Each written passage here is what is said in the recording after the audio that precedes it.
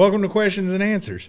This is where you guys send in your questions to Ask.Uninfluenced.com, and we give you guys our thoughts and opinions. Remember, these are just thoughts and opinions that we have. It's things we've done personally or what we think we might do in your situation. That don't always mean it's fucking real. Yeah. Neither of us are doctors or financial strategists. Oh, shit. I went to the School of Phoenix, and I got 2 degrees today. I got a freelance gynecologist fucking certificate diploma. I'm a street pharmacist. And, yeah. So we're going to start out with this motherfucker right here that I told him to start asking real-ass questions. And do you really have a sex swing? Yeah.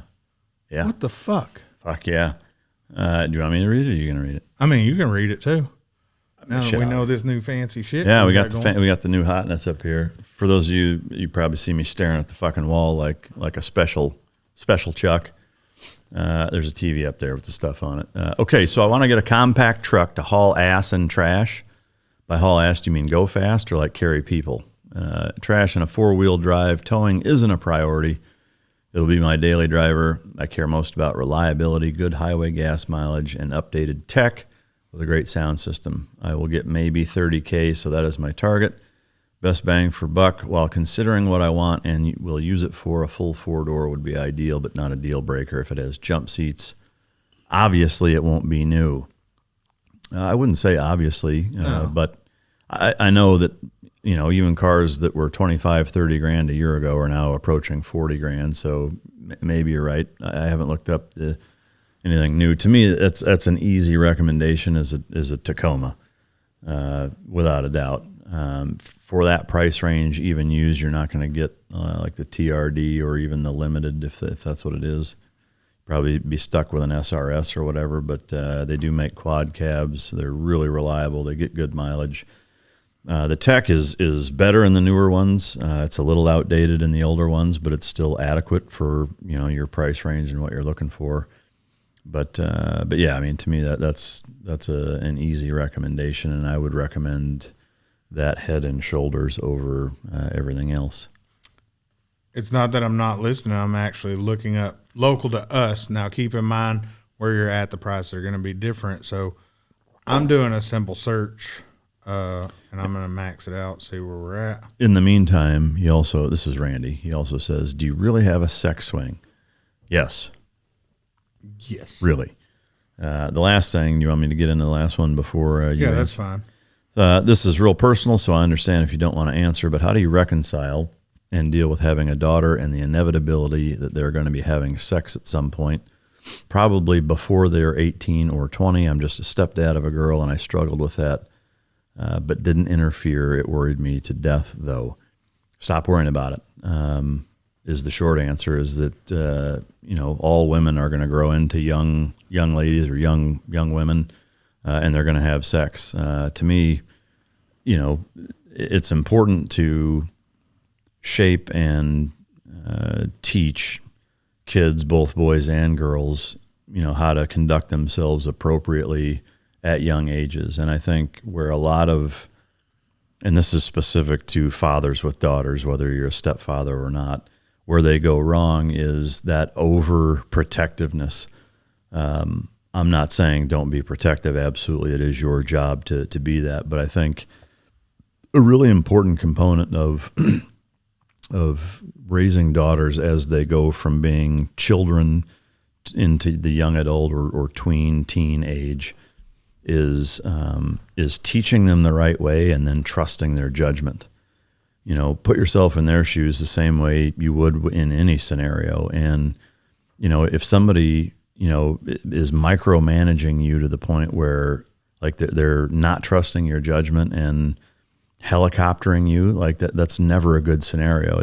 It makes you super resentful of your parent and makes you do things to spite them. So that joke, and a lot of people assume like, oh, you're a former SEAL and you got daughters, I'll bet, you know, they come, you know, bring a guy home or whatever, and you're, you know, cleaning the shotgun and all that. No, you know, to me that like, if I've done my job right, I don't need to do that shit. Number one. And number two is that, you know, nothing says I don't fucking trust you and I don't trust your judgment more than doing something like that. Now, I'll caveat that with, like, I'm not going to turn a blind eye and let them, have somebody that's just clearly a total fucking moron, but I'm not going to assume that that's, no matter who they're bringing, that's what it is, and I need to scare them and all that other shit. I think it's counterproductive. So bringing it back to your question, don't fucking worry about it. You don't need to reconcile with it. She's going to get to an age where she has sex, even if it's before she's 18. And your job is to do your best to teach them to make good decisions. They're not always going to make good decisions, but and let them navigate that on their own and help guide them through that. But don't micromanage it, and don't take it upon yourself to make their decisions as it relates to how they approach that. That's damn good advice. Plus, the bro code, so you can teach her about things without telling her the code. So you can steer her. Like when I was that boy's age, or when I was a boy, I used to do things like this. Not that boy that she's dating, but he's 100% right. You can't worry about it. You got to remember, you're raising that kid. They're going to make mistakes. We all made mistakes. They're going to make mistakes. The difference is managing how big of a mistake they actually do make. But you got to let them learn lessons. Yeah. They have to, or they'll go into life not knowing what the fuck to do when they're out on their own. Teach them how you would want any woman or grown-up to be, and then, again, it's up to them to become the person they're going to be. Now, if you let them run around like little assholes all the time, they're going to become little assholes and probably little prostitutes. I'm just kidding, but I'm not. And then on the 4 doors, I do not have a sex swing, by the way. On the trucks, you can borrow mine. That's yeah, at least germ exit. Tacoma all day long. I can't think of anything in that class that I'd be like, yeah, this is better than a Tacoma. Yeah. I mean, there's the Ranger, there's the GMC it's not the Colorado. That's the Chevy version of the GMC. Canyon is the GMC. Well, even Nissan makes the Frontier. That would go Tacoma, Frontier. Even maybe a Honda Ridgeline, but I would stay away from American gas small trucks. I would. Yeah, especially in that category. And I don't consider an F-150 a small truck. It's a full duty. But of the Japanese, I think, in that order probably. But I may put the Honda above the Nissan. But either way, I would put the Toyota at the top, and so it doesn't really matter. But. And keep in mind, most of these I haven't even read, and it's not because I don't want to read y'all shit. It's because I kind of want to be surprised by it too and not plan my answers ahead of time. So we're going through this together. Yeah. This person got a lot of, man, look, they're fancy as fuck. They got a picture and everything. From Europe. Yeah, from Europe. Dig it. How the hell? Man, my shit's broke. Oh, well, I don't know what the fuck I'm doing. There we go. Okay. So, yeah, I'm going to let you read that one because I can't pronounce his name if we're going to give his name. We don't have to give his name. Yeah, I won't give his name. Question number 1, this is from Europe, which is cool. What separates a good driver from a professional driver? Is it her ability to drift, to drive from point A to point B as fast as possible, be as precise as possible, parallel parking, handbrake only competitions? I'm not a professional driver, so this is obviously just a fucking opinion that's not super well founded. But to me, the difference between a good driver and a professional driver is order of magnitude. Really, is that there's a lot of good drivers out there. I would consider both of us good drivers, frankly. I don't, at least for me, like I would not put myself up against a professional driver. I think where it goes from being good to professional is not just in experience, because there's people that have been driving for 40 years that are terrible, but I think it's where there's actual training, where you've been through courses, and you've had other professional drivers, people that do that for a living, and it's a combination of stunt type or offensive defensive driving, trick type driving, track driving, knowing the actual mechanics and the physics behind how cars do what they do and what you need to do to maximize that. And then you go out with a professional driving coach that's with you, that's helping you through that. Same thing with motorcycles. From a technical standpoint, if you get paid to drive for a living, I mean, that's what technically makes you a professional, anything. But that's my take on it. All those other things, in my opinion, don't necessarily. I mean, if you were to say what separates a good from a great driver, I would put some of those in there. But professional, it's that you get paid to do it and that you've been trained by other professional drivers in courses to make you good at that. But yeah, I mean, the professional driver, like you said, gets paid. Most everybody else don't. There's a lot of people in this world who drive down the highway and think they're pro drivers. And while there are some very talented people out there who aren't getting paid to drive, I think some of them should chase their dreams. But to me, I can drift, not well. I don't know enough about handbraking and doing all that. The rest is, we do a lot of point A to point B. Yeah.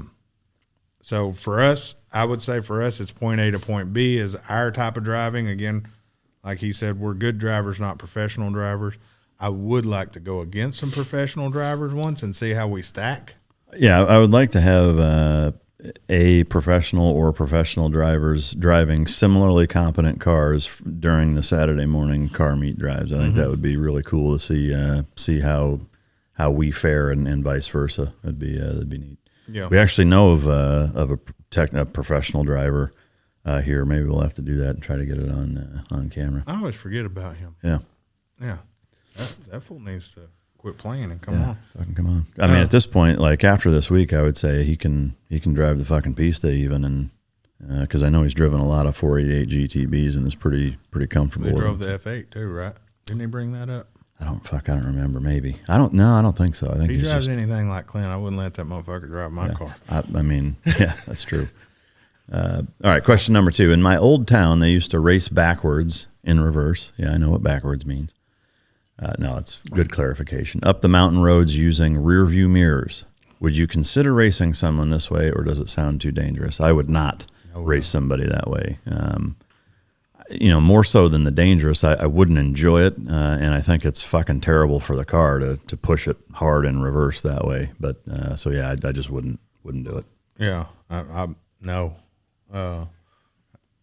I'll race you backwards in a Walmart parking lot for a parking spot. That's about as far as I'm going with that shit. Yeah. I watched Ferris Bueller fuck up a good Ferrari in reverse, so I ain't trying to do that. Yeah. So number 3, if an amateur driver races a professional driver, do you think it would be harder to beat his lap time using a very fast car or a really slow car? Both of you drive the same car and compare lap times. That's kind of what we talked about up top. Can I interrupt real quick and just say these are fucking awesome questions, by the way. So I love these. Yeah. Again, I would say on that though, it comes down to, are we at the amateur driver's main track? Because I would say an amateur driver wouldn't be someone like us thinking they're a good driver. An amateur driver is someone who's trying to be a pro, so they've got classes too. This is just my thinking. But an amateur driver at his home track could beat a pro at his home track. And I think his question is like us. Is the car. Yeah. The way that I read this is that if let's say either one of us are racing a professional driver, would it be harder to beat them using a super fast car or a slow car, like say a Camry or a Pista? It'd be harder to beat them in a slow car. So I disagree. I think it would be harder to beat them in the fast car because they're so much more capable and everything is so exaggerated. Yeah. That if you're not very good, it's going to be a lot easier to squeeze everything out of a shitty slow car than it is a fast car. Like to me, the disparity is going to be more pronounced the more capable the car is. Yeah. That's my take on it. So if I had to race a professional car driver, I would pick the slow car because I think I'd have a better chance keeping up with him in a slower, shitty car because your mistakes aren't going to be as pronounced. But see, this is why we need Gran Turismo up here, or a racing simulator. Yeah. Well, shit though. I can't remember the name of it. There's like this simulator that's so fucking real. I've had people talk about it, recommend it. That I don't know what the name is. That maybe you guys do, but there's a fucking like F1 and car simulator that's like super realistic. That comes with a chair that moves and vibrates and shit and whatever. I can't think of the name, but that would be cool. Then we could go see the question. Then we could take the camera in there and go do it. That would be cool. I mean, we got the pro driver who can come do it too. That would be fucking awesome. I mean, see, my thinking on the slow car is you got the wobble, and the fast cars, a lot of them have way better suspension, so your confidence is actually there versus it's hard to get confident in a fucking Camry. Yeah. I mean, there's a Camry that I've got real confident in, but it ain't a Toyota. It ain't got four wheels. You know what I mean? Yeah.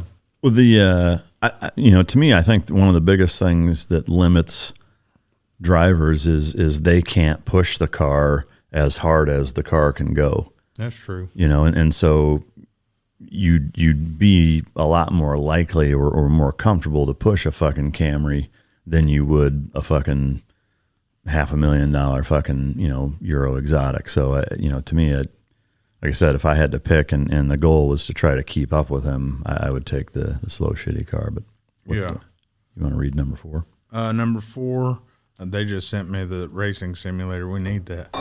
Nowadays, finding your significant other in all those dating apps seems impossible. What qualities should a young male, 25-ish, look for in a woman, and where would you recommend searching for her? Obviously, bars is not a good idea. Well, if you're an alcoholic, it is. If you like to drink, no, I'm just kidding. I'm gonna say I would rather find a chick in a bar than on a dating app because, I mean, think about it. You could almost see a chick at her worst. Granted, this is how I met my wife. Not at a bar, but she was drunk as shit. You see her at a very bad spot, and you also see them in person. They're not lying to you about what they look like. You already know, man, this bitch is hot. There is that you might have to gnaw your arm off in the morning if you end up taking her home and you see her without her makeup off. Yeah. Shit's just that. But, I mean, go out and actually meet people. That's what I miss is actually physically meeting someone versus everything now is you see someone on Instagram or these dating apps and I know them. I always fuck with y'all and I'm like, that's my girlfriend. Yeah. It's in reality, there's probably nobody on my Instagram that in real life I would be like, oh, that's my girlfriend because she's probably crazy as hell. Yeah.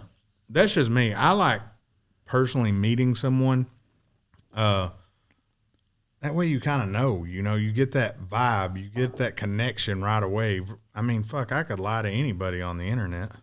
That's just me. I don't know why you wouldn't go to bars and get your shit wet, but whatever. What about you? Well, I'll address the first part of your question first, which is what qualities. Oh yeah, I forgot about should that. You look for? To me, it depends on you. Honestly, I mean that's totally relative or specific to you and what you like and find attractive. Now, from kind of a broad spectrum, long term, like going to be a net positive chick with her shit together standpoint, I would say there's a few kind of big ticket items that say a lot about a person, not even just a woman, but and that is, number one is that they take care of themselves, that they're invested in their own health, so they eat relatively well, and that they work out on their own. To me, that is very significant, is that, the type of person that has the drive to eat a certain way and the discipline to make themselves be physically active on a regular basis tells you a lot about them in a lot of other ways. How neat they are, organization-wise. If their car is a total shithole with Taco Bell wrappers and fucking laundry in it and all that kind of stuff, that says a lot about somebody. As far as the job, have something that they're working towards. Is that they should be able to say that this is where I want to be in 5 years, 10 years, 20 years. This is what I want to accomplish. If they have no idea, and this isn't a knock, we'll say if you're a waitress, like it's not a knock on waitresses, but if there's not like, oh, I'm a waitress and fuck, I don't know what I want to do. To me, that would be something that I would steer clear of, is that I want to know, even if you're a waitress right now, you're doing that because you're going to school to be X, or you ultimately want to own your own fucking restaurant or chain of restaurants. And so you want to work your way up, whatever that is know what the fuck it is that you want to do and what you want to become. Because if those things aren't present, if you got somebody that eats like shit, doesn't work out, and they're in their early 20s and they're hot anyway, because they can get away with it at that age, but they're a waitress and they have no fucking idea what they want to do with their life. To me, like that's a shitstorm and a recipe for fucking disaster relationship wise, and so those couple of things, like they don't need to have a certain amount of material things or money or live in a certain whatever. Like to me, those core common things, coupled with, from a personality standpoint, a chick that's outgoing, right? That seems like she's fucking friendly, positive, bubbly, in a good mood. To me, that's also important, is that if somebody is, has the resting bitch face and seems grumpy and is a smart ass and is complaining about shit, I sure as fuck don't want to be around that. I don't know many people that do, so all of those things combined, while again, those may not fit your lifestyle or somebody else's that's listening, but I think from like a general check box or boxes that you'd want checked, that's a good starting point list of things to look for in somebody. Obviously, you got to be fucking attracted to them. But. Yeah. Did you say, are you meeting them online or at a bar? Oh, so that was the first part of the question. I've never fucked with any dating apps. I've never been on them or signed up, had an account, so I can't speak to whether or not I think it's a good idea, other than the fact that if I thought it was a good idea, I'd probably have used them.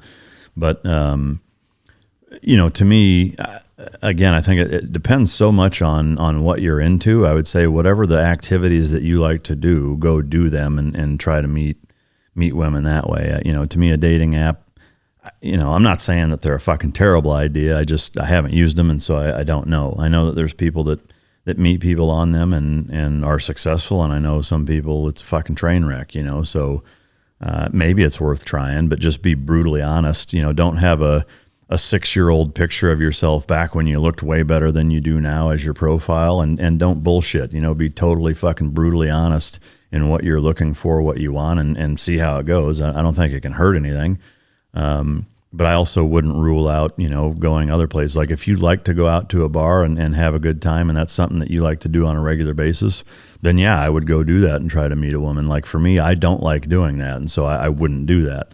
I've never been a fan of going out to bars or clubs or whatever. Even when I was 21, I didn't do it, and I sure as fuck don't like doing it now. So for me, that wouldn't be a good idea. But, if you like to do that, then knock yourself out. So I would just pick the things that you like to do, go do them, and try to meet women at those places. I've met a lot of good people on a new app called Grubhub. Yeah. A lot of good people. Yeah. They'll let you eat their shit. They'll bring you food. Hold on that. Yeah, bring you food. That didn't sound right. Eat their shit. I'm going to go here. I'm going to go right here.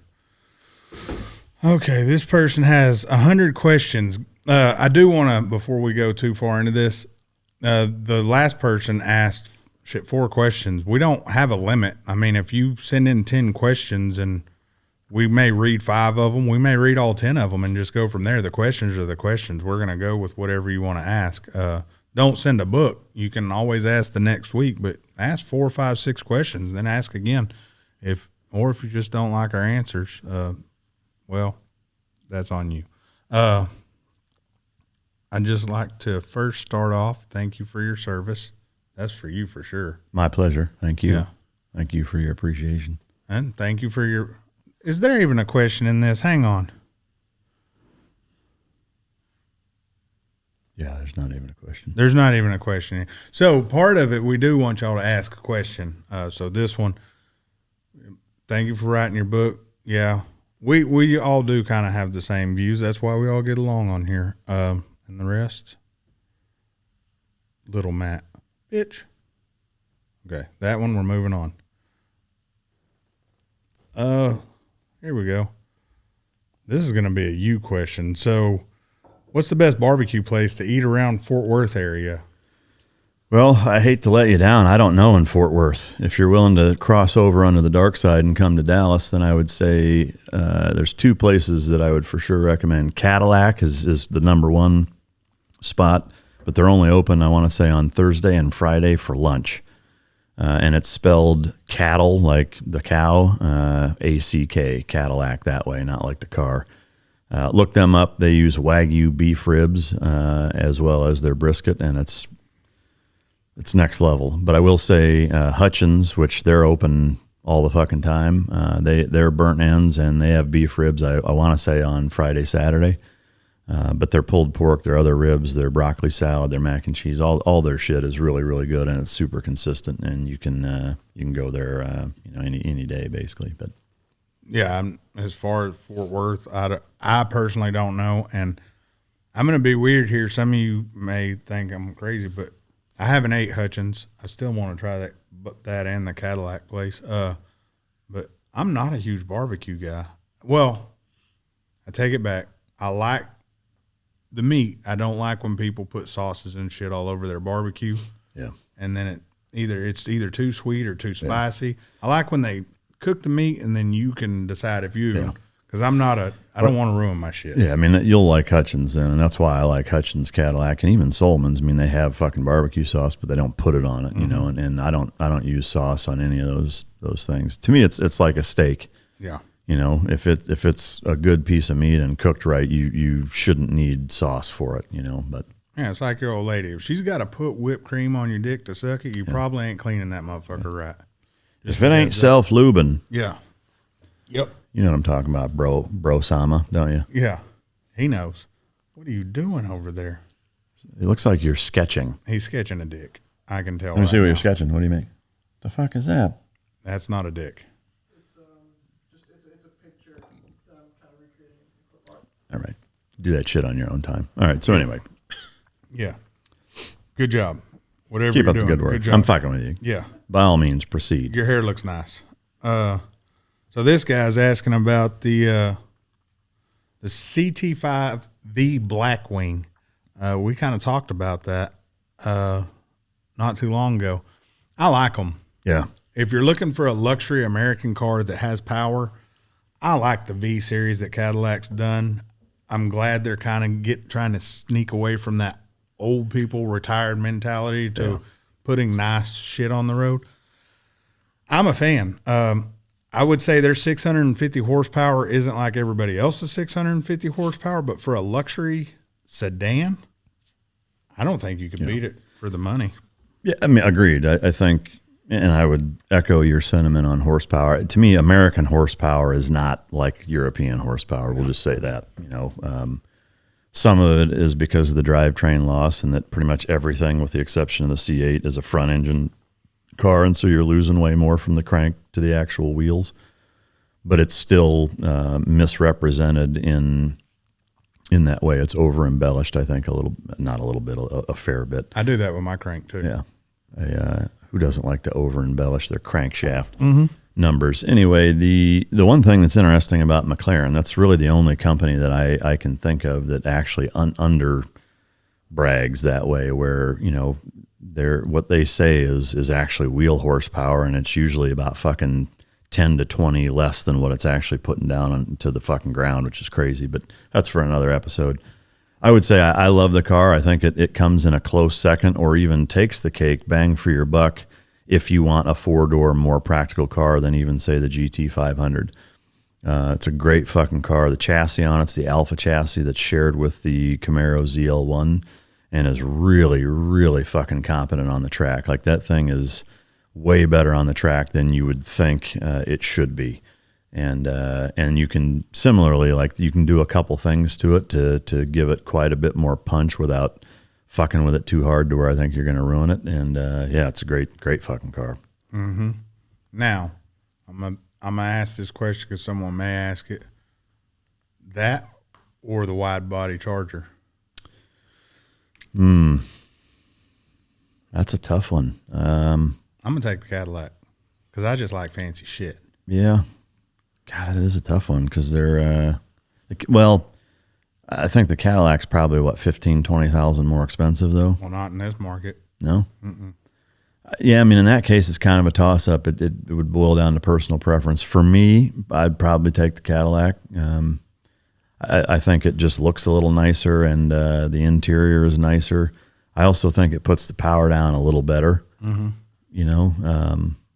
So, yeah, and I think it handles track handling-wise, higher speed handling. I think it's a little bit better handling car. But Yeah, I like how he put the sleeperness on Yeah. there because to me, I'd debadge that bitch, and unless you're a car guy, you don't know, and I'd go fuck with all these little kids running around Yeah. with their so-called fast cars and Yeah. just fuck them up and with it like a gallon of milk and just throw that bitch out the window at them when I win. that's right. Oh shit! What the fuck just happened? Here we go. Lotus. What are your thoughts on the? Oh, I just went back to the front. Sorry. What are your thoughts on the Lotus?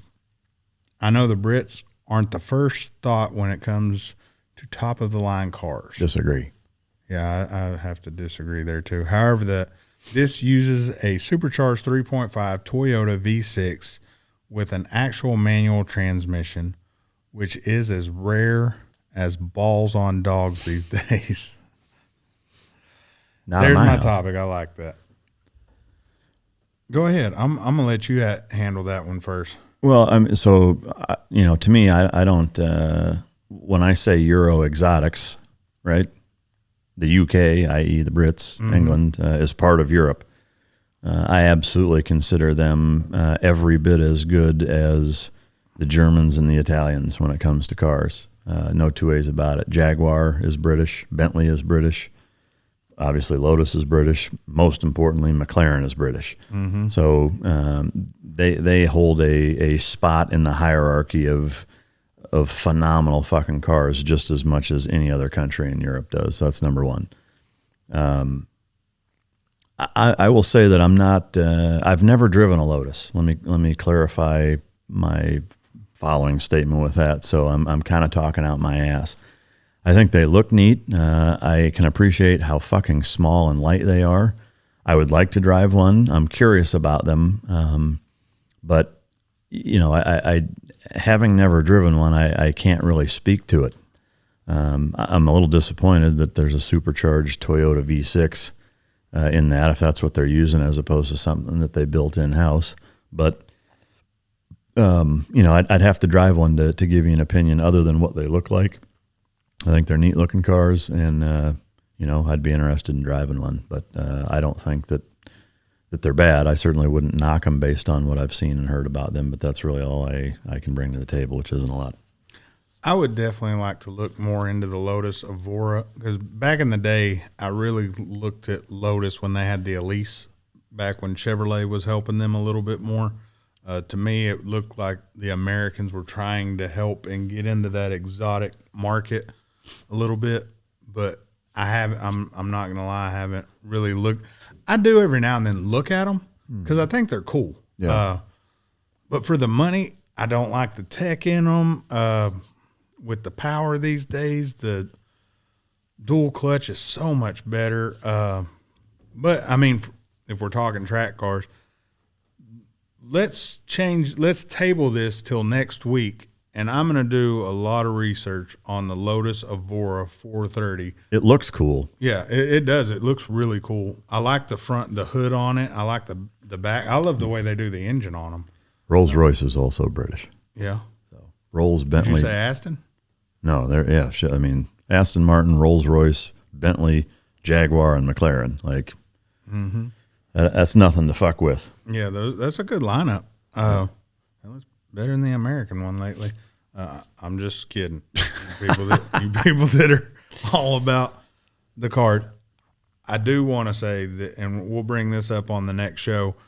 We finally got to see some video of a Z06. We both saw the same video of more of a walk around, and I'd like to give more of our opinion on that car, bringing up the American ship. But Yeah. I want to do some more research. So tune in. 2.0 of the Lotus opinion. I guess it would be in 2 days. Tune in 2 days, and we'll talk more about the Lotus. So there you go. I'll make a note to do that too. What the fuck is? Oh, that's the welcome to your new email, asshole. Okay, I'm gonna let you do that one. That's Not to delve into conspiracy, I have a lot of respect for veterans and the sacrifices made for us all we take for granted in this country. I don't know if you guys have seen the footage from trade towers where molten steel was pouring from the 81st floor. It evidently isn't possible for jet fuel and a building 66% windows on that floor to be hot enough to melt steel in that fashion. Government report was trying to say that was molten aluminum pouring from the 81st floor. The only problem, molten aluminum would be silver. I'm not sure if you've seen this photo. There seems to be a lot of shady things surrounding this event. From it, the government is banging this anti-terrorism drum as to taking more and more liberties from us. I can understand if you don't want to open this can of worms. I think if we're going to get real, sometimes it gets ugly before it gets better. Anywho, thanks for your service. I guess first off, I don't think, questioning things is bad or wrong. I think it's good and necessary. I don't disrespect or think any less of anybody who questions, events and whether or not they're staged or false flagged or of a conspiracy-like nature. Having said that, my opinion on 9/11, and admittedly, I haven't seen what you're talking about. I've seen a couple of kind of documentaries on whether or not things kind of line up and make sense and what have you. And while I will say there are elements to some of the specifics of that attack and what happened afterwards that are a little puzzling, I don't share the opinion that it was an inside job or that I think that there's way more to the story than is being told or anything like that. And there's one primary reason for that, and that is just having been in the government for as long as I was and for as many years afterwards that I worked with them in canine programs in a lot of different facets of the government, agency-wise, is that, how do I put this? I think it gives the United States government way too much fucking credit to think that they could pull something like that off, A, and B, get away with it without there being a treasure trove of evidence that would kind of call the bluff that way. There's also, for something of that magnitude to be pulled off would take a lot of people all in cahoots and in sync doing the right things. Not that that's not possible, but for the United States government to A, pull that off, and B, not have one single motherfucker that was involved in that got greedy or disgruntled at everybody else and decided to come forward, I think borders on a statistical impossibility that's even possible. Now, I understand, again, that there's certain things that may look like, that's curious and that doesn't really make sense. I'm not a fucking metallurgist. I'm not a constructional engineer. I've never built a fucking skyscraper. I've blown a lot of shit up. And I do have pretty intimate knowledge of explosives and how they work and how certain things work, maybe more so than your average asshole would. But I still, again, kind of coming back to your original question, I'm not of the opinion that it was an inside job or that there's way more to the story. There may be some more to the story. I don't know what that is. I don't know that any of us really will, but I think if it was something as drastic as kind of what you're talking about, I think that there would be way more fucking proof than there is. I feel the same way about aliens, coincidentally. So when I was researching Mike before we were hanging out a lot, we had met without meeting, and I'm almost 100% this was you or it was you who asked somebody, but it was a interview, and I can't remember if you were giving it or it was you being interviewed, and you said, or whoever said, if the government planned 9/11, their dumb asses would have forgot to fuel the planes. Yeah. So, something would have gone wrong. Yeah. And Yeah. and from then on, I was like, I got mad respect for this dude. Either way, to me, we're at the point to where we've lost so many lives behind 9/11, whether it be the civilians that were in it, there were more than civilians in it. We got firefighters, we got police, all these people that were in it lost their lives, and then we sent military over there, whether it was to take oil or do whatever everybody wants to claim we were doing. We lost so many lives behind that. I don't want to ever get into looking at it and figure out that our government was that fucked up to make something like that. But like you said, I think there's so many people that it would have had to have leaked out by now. Yeah. And I mean, we had Trump in office. That motherfucker would have came out. I'm like, okay, guys, I found this out. Yeah. And he just started dropping names. Yeah. Go ahead. Well, another thing I'll bring up that, I would say probably every time I've talked about this on any interview or show or whatever, there's people that are like, you're a fucking idiot. This is fucking bullshit. And here's why. I'm not like, I would just say this, that's my opinion, right? Yeah. I'm not claiming to be an expert on it. If you're asking my opinion, that's my opinion. That's number one. Number two, if you're going to come at me, bro, with it was a fucking inside job and here's why, fucking prove it, right? Mm-hmm. Not just there's this fucking grainy Zapruder tape quality video, of this weird fucking angle of this, like that's not proof. Like fucking prove it. Tangible evidence that proves it was an inside job. And if that's presented to me, I'm happy to fucking believe it. Like if you can change my mind because you can prove it, I'll absolutely believe it. Well, I can origami it, Bill, sure and you could. make it look just make like look the like Twin the towers burning. Yeah. Hit. Yeah. But, so that just for, any of you that are going to get in the comment section and get on your fucking soapbox about here's why it was blah, blah, blah. Like, if you can actually prove it, I'm happy to fucking change my position on it. I'm not opposed. I'm just saying I don't think it is. And to date, I have not seen enough legitimate fucking proof that it wasn't what it seemed like, that's been able to change my mind thus far. So, I agree. I think it's good that we question our government. That's part of what's good about being an American. Agreed.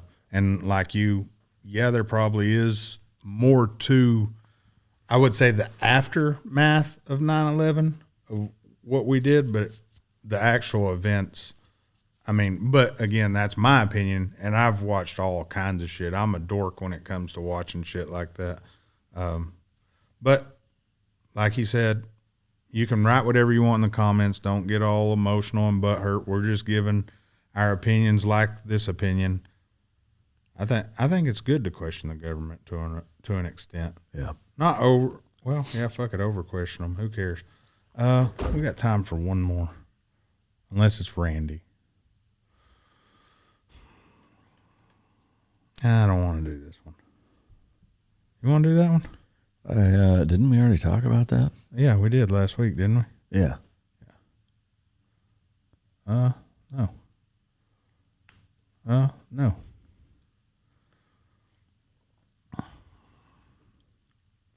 This one's all you. Yeah.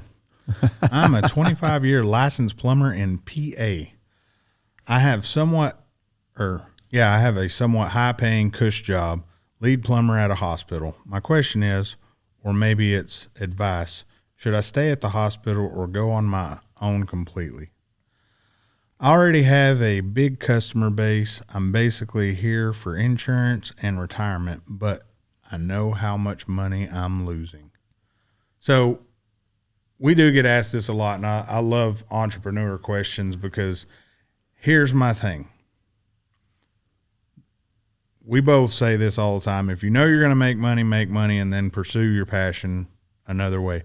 Can you go out and start your side gig while keeping this job and make sure your side gig is paying? And I stole a lot of this from Mike lately. Make sure your side gig is paying for your main gig.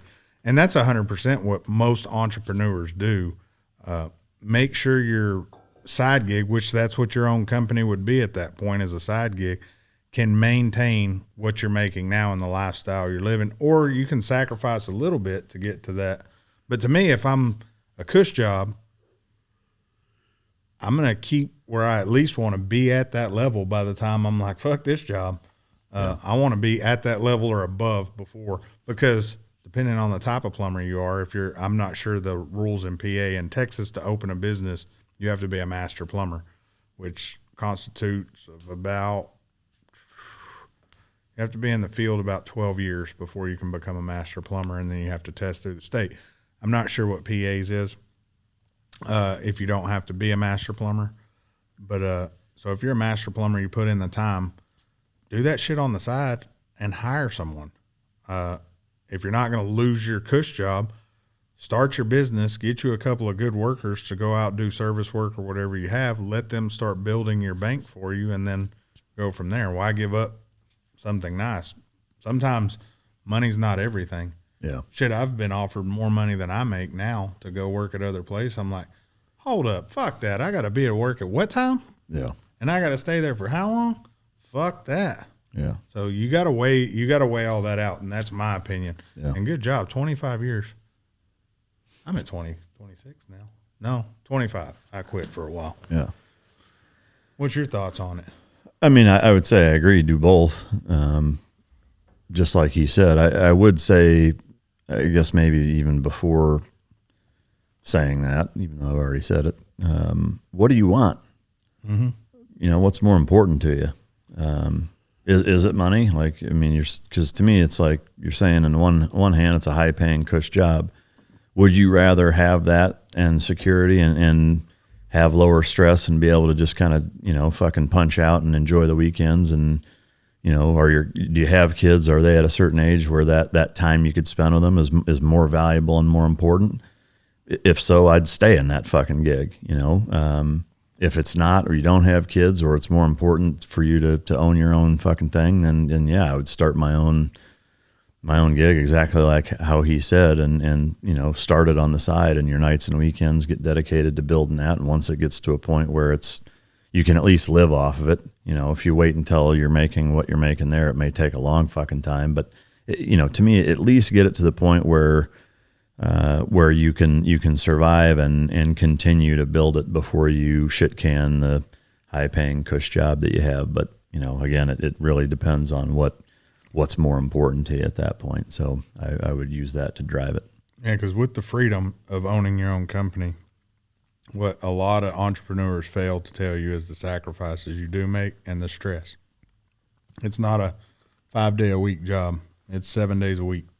Usually like 18 hours a fucking day. Even when you're not working, you're working. Yeah. Well, and a lot of times, like it feels like every time you turn around, you get kicked in the nuts with an unforeseen expense. You know, it's a fucking tax here that you weren't, or something breaks, or fucking pick something. Like every goddamn time you turn around, there's some other shit that you got to pay for that you didn't think was going to happen. We pretty much had 3 business owners at a table Saturday, and all kind of talking about taxes and how we do our books. And it was kind of 3 different levels, and you've seen 3 different ways of how it could play out. Yeah. And it was really neat on my end to see, cause especially what we've been working on. So to see that, it's like, holy fuck, you know, and it kind of opens your mind. But I would also surround myself with some other business owners and get their thoughts locally, you know, get with some of your local shit. I just brain farted. Like your city people. Chamber of Commerce? Chambers, yeah. Get with some local chambers, because you can do that shit cheap, and you can go to a couple chamber meetings, meet other business owners, see what their experiences are. My business was started off me basically saying, fuck this, and going out on my own, and it was a horrible fucking first year and a half. Yeah. So I don't recommend that to anybody. But that's it for question and answers part 2, guys. Make sure you go in. Or episode 2. Episode 2. Yeah, episode 2, not part 2. Episode 2. Delete, rewind, fix that shit black screen. Make sure to go to ask.uninfluenced.com or ask.uninfluenced@gmail.com. Send us your questions. We had some really good questions this time. I appreciate everybody that sent them in. Yeah. That guy from, where was he from? England? Somewhere in Europe. Australia, Europe, some shit. Yeah, but man, that dude was on it. The fucking questions were good. This question right here was good. Randy's your fucking sucked as always, but keep sending them. All right, guys. Peace. See you later.